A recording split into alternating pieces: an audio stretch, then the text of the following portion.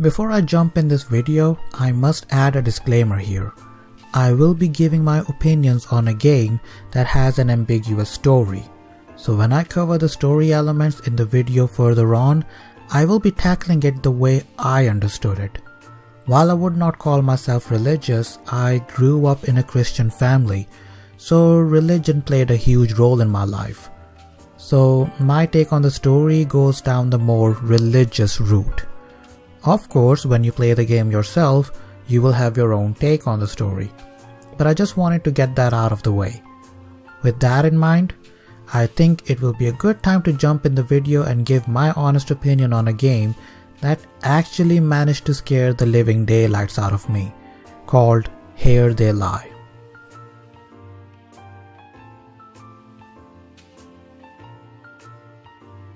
Here They Lie is... Actually, I don't know what to call it. As I'm writing the script for this video, I still don't know what genre it falls under. I guess you can call it a walking simulator, but unlike most simulators, there are sections in Here They Lie where you have to apply a little bit of strategy to get around certain obstacles. The game is played from first-person perspective and it is co-developed by Santa Monica Studios with Tangentlemen, for PlayStation 4.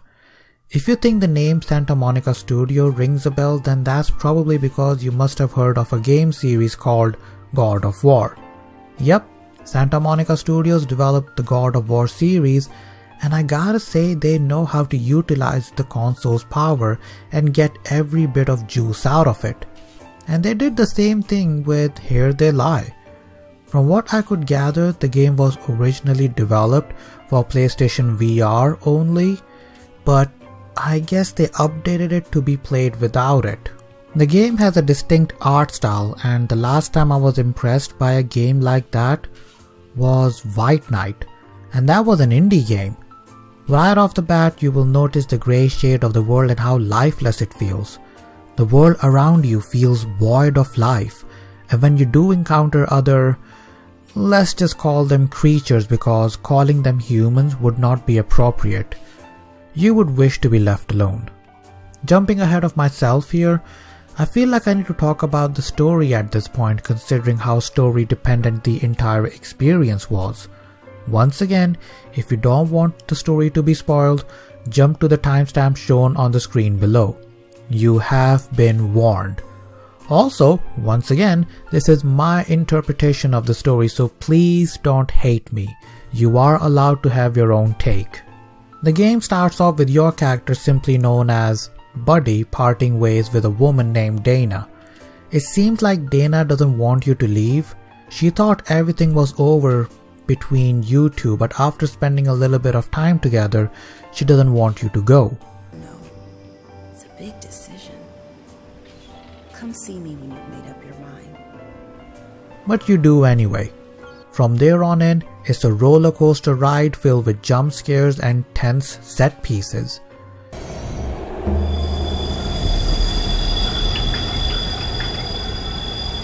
You get off the train and immediately you can tell that something's not right with the world. Everybody's gone. The streets are empty and lifeless. A phone rings and it seems like the person on the other end knows us. He's surprised to find out that Buddy wants to get back with Dana and tells us to go for it. Wait a second. You're here to see Dana, you dog. With nowhere to go and no idea where to go in a world that took 50 Shades of Grey too literally, following Dana becomes your only goal.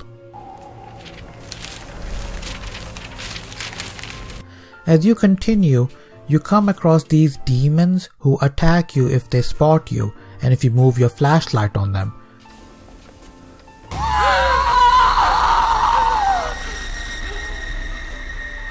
Navigating past them and you end up here. I don't know about anyone else, but this scene reminded me of Ghost in the Shell. I don't know why, but it just did. You follow Dana again and after a tense chase, you eventually black out. You wake up and see this creature hovering over you. Yeah, because a semi-naked dude with blood all over him shouts love and affection. This is where you come across one of many scenarios where your actions determine the ending. You are given a choice to either beat the poor helpless sap or the bully. Naturally, I did what needed to be done.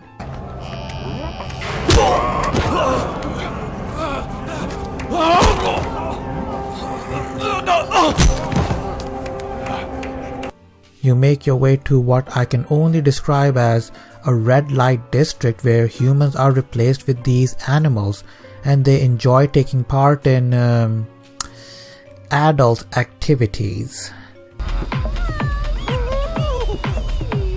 You eventually make it to the theater, which I have to say was one of the most difficult parts I have ever played in a video game. No, I don't mean difficulty wise, I mean it was just disturbing. These creatures were being thrown on the stage with noose around their neck, and as a player, it was down to me to either let them die or try and save them. Look, I tried to save as many as I could, but it was just disturbing to watch. These creatures were depicted to be in pain while the audience laughed and cheered for them to die. The music also was just menacing. At the end, I decided to just walk off the stage and, to my surprise, the audience booed me.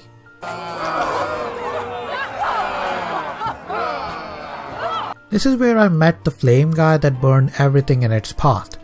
The flame guy seems to be wearing a hat and overcoat and is carrying a briefcase as he follows us around. Making our way through the subway station that was more confusing than the London train system, we tried to follow Dana again. This is where the game goes completely bonkers and takes us on a psychedelic trip, showing us images that would make anyone nauseous. Avoiding some of these creatures that will kill us in just 2 hits, we come across a mirror where we see not ourselves, but our friend who has been contacting us over the phone. I can't be. You look so old, but you're not. Wait, buddy. I don't know what's going on here. You just gotta find Dana, man. She can figure this out. On our way to find Dana, and we eventually reach the cathedral where Dana tells us that the world is completely destroyed, and it is up to us to either let it die or start afresh. If you're confused up to this point, trust me, so was I. I searched online to make sense of everything I have been through, and after looking at various theories, this is what I think the story is. Once again, this is my interpretation, so please don't hate me. Buddy, the protagonist, is physical representation of humanity, and Dana represents something divine, spiritual even, maybe God. In the start of the game, we see humanity parting ways with God, even though God wants us to stay. When we do part ways, we see the world plunge into chaos, madness, and death.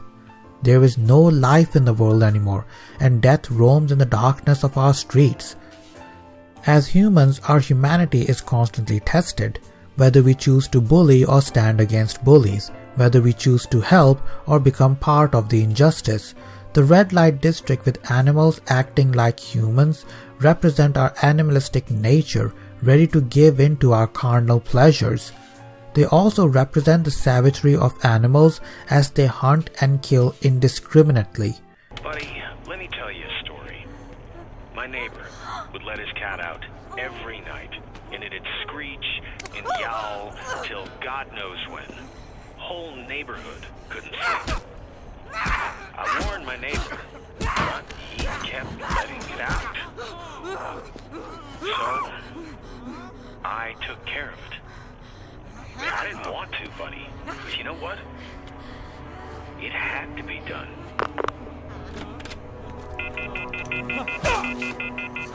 The theater scene shows how we humans find other people's misery and death entertaining, how we sit on the sidelines and cheer on as people suffer. It also shows how people are willing to let their misery take the center stage just so they can take some limelight and the attention they crave. The flame guy with the hat and briefcase represents everything wrong with humanity. He represents hate, anger, greed, every negative emotion that burns everything it touches. At the end, we are told that humanity is doomed. We are told to look at ourselves in the mirror and come to terms with what we have done. Our actions in the game represent us. Like that saying that goes something along the lines of, a mirror does not lie, it only shows what's there. We have a choice. Carry on living the way we are, or we grab the hand of humanity and give this world a new chance. Once again, that's my understanding, and even though I like what I think the story might be, I'm not a big fan of the way the story is told. Look, don't get me wrong, I like the idea of ambiguous stories in the entertainment realm, and I respect the developer's choice for taking this route. But I do not appreciate that approach in gaming. Gaming is an active experience, and if you're trying to make a sort of walking simulator that is dependent on story, then being vague about it would not be an ideal thing to do. Having cohesive story elements throughout the campaign can make a player interested in knowing as to what is going on around them. But in the case of Here They Lie, I was confused out of my head. I don't know, but I kind of hated and liked their approach. I hated it because I had no idea what was going on around me. But I liked it as well because I wanted to find out what exactly was going on around me. If the game was long, then maybe it would have been an issue, but I finished the game in one sitting, probably 2 hours, so I guess it was not that bad. The voice acting is serviceable. Dana sounded welcoming while the voice over the phone sounded creepy, like that friend who wants you to pick him up from somewhere but doesn't want you to know what he was doing there. Yeah, I hope you get the idea. Last time I was down that way, I got so messed up, I think I killed him. Oh, man. Alright, anyway, I'm gonna go. You pick up these collectible items that trigger some sort of narration, which I thought were okay. The sound design was pretty top. The ambience music, noises of creatures as they roam around you, the sound of wind blowing past you, that the sound department did a terrific job. I think I need to talk about the art style of the game because it is just gorgeous to look at sometimes. It really evokes a sense of dread around you, and when you see Dana, you immediately gravitate towards her as she leads you to the next point. The environments are truly stunning, whether you are in the red light district that is bustling with life or the abandoned town. The levels are indeed gorgeous, and the greyish tint really adds to the dark and brutal tone of the game. Another thing I feel like I need to mention here is how you respawn in the game. If you die by the hands of these creatures, you will be teleported in this realm of bright red sea, which I assume is blood. As you start walking towards the sun, a world around you will begin to form, and before you know it, there will be a door in front of you that will take you to the game world. Artistically, the game tries its best to immerse the player in the world around them, and considering the game was made for PlayStation VR, I have to say the developers did a good job with it. I do want to add here is that the game is for mature audiences, and it does not hold back from presenting the players with scenarios designed to upset them. Moving on to gameplay, and it is very basic. It is just a step above your average walking simulators. You need to reach a certain point in the game to progress, but there are multiple ways to get to it. Buddy has a flashlight that helps you see in the dark. Over the course of the game, you pick up these batteries for your flashlight. If you run out of batteries, Buddy would hit his flashlight a bit to get it to work. I was surprised to see the animations of the enemies. Even when they were patrolling, they looked natural. Whether they were crawling on all fours or walking around humming a tune, they looked menacing and organic, and this is what separates Here They Lie from other walking simulators. These creatures will be patrolling a path. You will have an option to try and run past them when you think the coast is clear, or you can find another way around. And the level design certainly deserves praise for this. There is always more than one way to sneak past the patrolling enemies. The red light district was the only time the game felt linear, but all the other times I felt like I was playing an open sandbox game where I had the option to reach my objective any way I felt like. Unfortunately, this presents its own set of issues. First up, there is no heads-up display at all. So unless you are counting every battery you pick up, there is no way to tell how many batteries you have on you. There is no minimap either, and quite often I found myself circling around not knowing where to go. There are some light sources conveniently placed for you to follow, but the game did a pretty bad job at explaining that little detail to me. And even when I figured that part out myself, there were some lights that took me to a location of a collectible rather than the story progression point.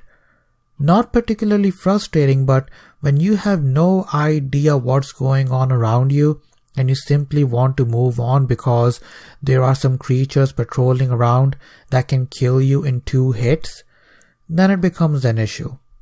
You can sneak around patrolling enemies, but let's not confuse that with actual stealth mechanics because there are none in this game. You cannot crouch behind objects, climb over obstacles, or even distract guards. The only option you have is not getting seen by the enemies. And if they start to chase you, it will not be a long chase. You can just run a short distance away from them. I think I need to address my issue with the flashlight in the game. It's not bright enough, and look, I get it. Some people may complain of nausea or may have photosensitivity that can affect them if they play the game in VR. But considering the acid trip the developers sent us on later part in the game, that argument is pretty much thrown out of the window. There were so many times when I could not tell what was in front of me even when my flashlight was on. Overall, Here They Lie was a very divisive experience for me. The level design was pretty cool, the atmosphere was tense, the jump scares were brilliant, and the creep factor was top. However, I did not like how vague the storyline was, how stealth mechanics were just bare-bone basic, or how useless the flashlight was. Would I recommend it? Depends really. If you want a creepy, mind-boggling experience that makes you jump from your seats, disturbing set pieces that churn your stomach, then yeah. However, if you want a story-driven gameplay with solid mechanics, then I wouldn't recommend this game to you. Here They Lie is available to download on PSN for $15.99. However, I would recommend you get the game on sale considering how you can finish it in one sitting. For that price, you can also check out games like Gone Home, The Vanishing of Ethan Carter, and Everybody's Gone to Rapture. Or if you really want to, you can get Blair Witch, which is surprisingly the game I have been playing recently. I took a break from it to play Here They Lie, and you know what? It could be an excellent substitute if you prefer your single-player first-person story-driven gameplay. Expect a video on it real soon. Alright guys, that's enough from me. Hope you enjoyed the video. If you did, hit that like button. If you want to see more, consider subscribing. I'm a part-time YouTuber, so your engagement with the channel will help me a lot in the long run. Peace out angels, and stay awesome.